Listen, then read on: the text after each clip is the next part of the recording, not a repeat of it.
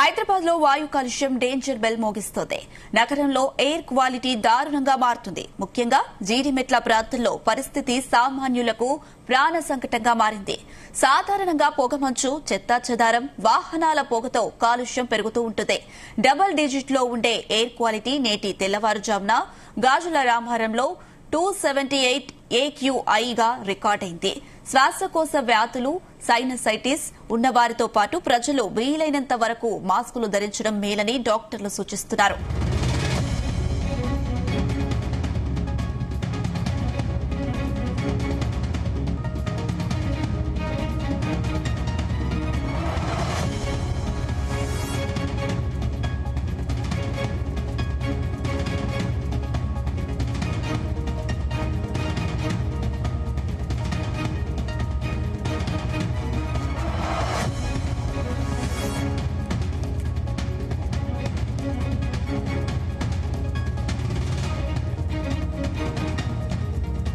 హైదరాబాద్ లో వాయు కాలుష్యం డేంజర్ బెల్ మోగిస్తోంది.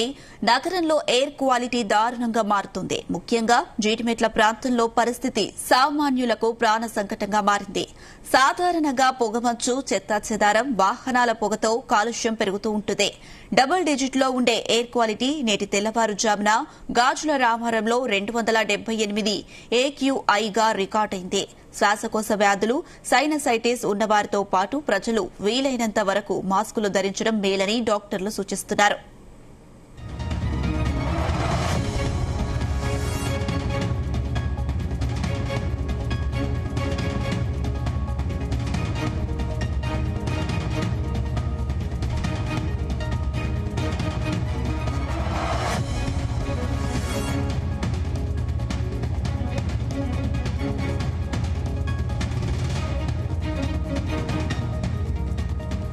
హైదరాబాద్ లో వాయు కాలుష్యం డేంజర్ బెల్స్ మోగిస్తోంది.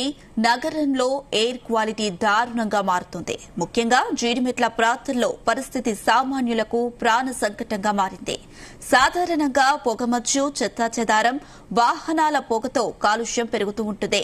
డబుల్ డిజిట్ లో ఉండే ఎయిర్ క్వాలిటీ నేటి తెల్లవారుజామున గాజుల రామారంలో 278 AQIగా రికార్డైంది. శ్వాసకోశ వ్యాధులు, సైనసైటిస్ ఉన్నవారితో పాటు ప్రజలు వీలైనంత వరకు మాస్కులు ధరించడం మేలని డాక్టర్లు సూచిస్తున్నారు.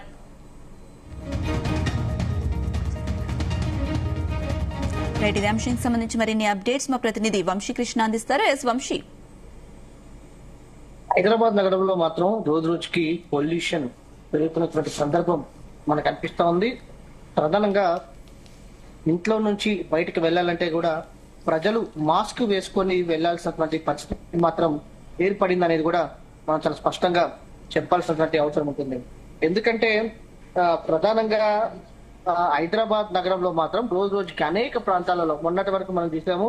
తెల్లాపూర్ లో దాదాపుగా 300 ఎయిర్ క్వాలిటీ ఇండెక్స్ దాటినటువంటి సందర్భం మనం చూస్తా ఉన్నాము.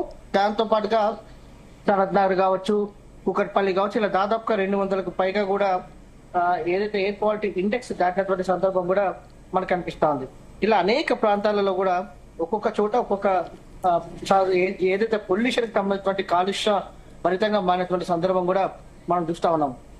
హైదరాబాద్ నగరంలో మాత్రం కొంత ఇబ్బందికర పరిస్థితులు మాత్రం నెలకొన్నాయని కూడా చెప్పాలి.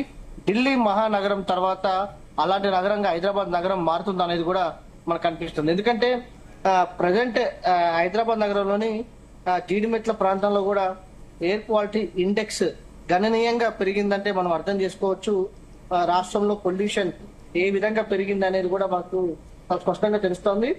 ప్రభుత్వం ఇప్పటికైనా చర్యలు తీసుకోవాల్సిన అవసరం ఉంది. నగరంలోని ప్రాంతాలలో ఏవైతే ప్రాంతాలు ఉంటాయో ఇండస్ట్రియల్స్ ఏరియాస్, ఆ ప్రాంతాల పైన ప్రత్యేకమైనటువంటి దృష్టి పెట్టాల్సినటువంటి అవసరం ఉంటుంది.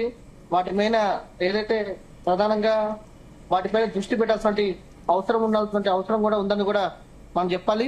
ఎందుకంటే సనత్ నగర్ కావచ్చు, జీడిమెట్ల కావచ్చు, కూకట్పల్లి కావచ్చు, ఆయా ప్రాంతాలలో కొంత పొల్యూషన్ అనేది చాలా ఎక్కువగా ఉన్నటువంటి సందర్భం కూడా మనకు చాలా స్పష్టంగా కనిపిస్తున్నటువంటి నేపథ్యంలో వాటిపైన చర్యలు తీసుకోవాలి.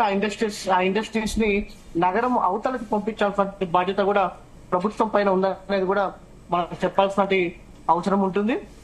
ప్రధానంగా ఇవే కాకుండా వాహనాల నుంచి వచ్చేటటువంటి పొగ పొగ కాలుష్యం వల్ల కూడా కొంత హైదరాబాద్ నగరంలో పొల్యూషన్ ఎయిర్ క్వాలిటీ ఇండెక్స్ అనేది దారుణంగా పడిపోతున్నటువంటి సందర్భం కూడా మనకు కనిపిస్తా ఉంది.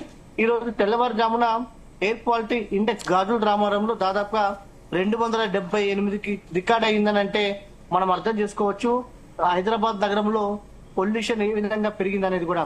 దీంతో శ్వాసకోశ వ్యాధులు కావచ్చు, సైనసైటిస్ కావచ్చు, వీటితోటి ప్రజలు అనేకమైనటువంటి ఇబ్బందులు పడతా ఉన్నారు.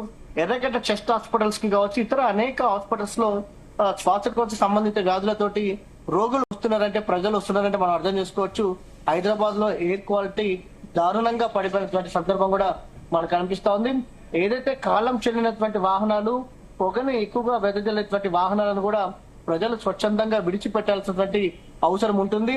ప్రధానంగా దాంతో పాటుగా ఏదైతే చెత్త చెదారం ఇంటి నుంచి బయట వేసే బదులు ఏదైతే వాటిని కాలుస్తున్నటువంటి సందర్భం కూడా మనకు కనిపిస్తుంది. వీటన్నిటిపైన కూడా కొంత ప్రజలు అవగాహన పెంచుకోవాల్సిన అవసరం ఉంటుంది. ప్రభుత్వం కూడా ఏవైతే కాలం చెల్లినటువంటి వాహనాలపైన ప్రత్యేకమైన దృష్టి పెట్టాల్సిన అవసరం ఉంది. దీంతో పాటుగా హైదరాబాద్ నగరంలో ఎలక్ట్రిక్ వెహికల్స్ ని కూడా పెంచాల్సినటువంటి అవసరం ఎంత ఉందని కూడా చెప్పాలి. ఇలాగే కూర్చుంటే గనక ప్రభుత్వం గాని ఇలాగే మీనమేషాలు లెక్కించుకుంటూ కూర్చుంటే గనక హైదరాబాద్ నగరంలో ఎయిర్ క్వాలిటీ ఇండెక్స్ అనేది మరింత దారుణంగా పడిపోయే అవకాశం ఉంటుంది. ఢిల్లీ లాంటి నగరాలతో ఈ అంశం మీద పోటీ పడాల్సిన పరిస్థితి ఏర్పడుతుందా అన్నా కూడా ఉంటుందనేది కూడా అటు వాతావరణ నిపుణులు చెప్తున్నటువంటి సందర్భం కూడా మనకు కనిపిస్తా ఉంది.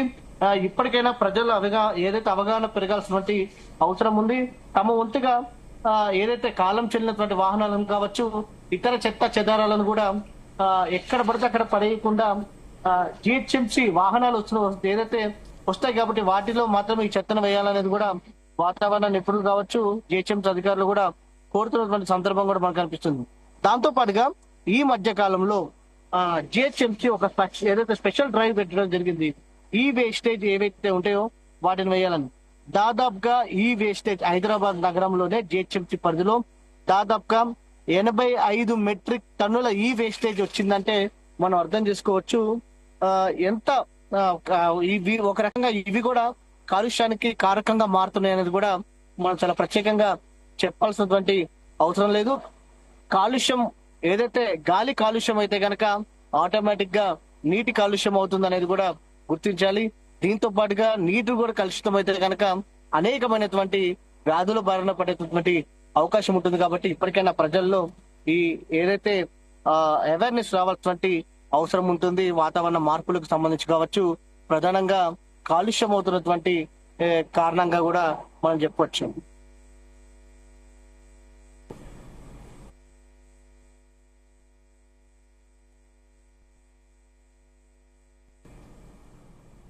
Right, Vamshi, thank you.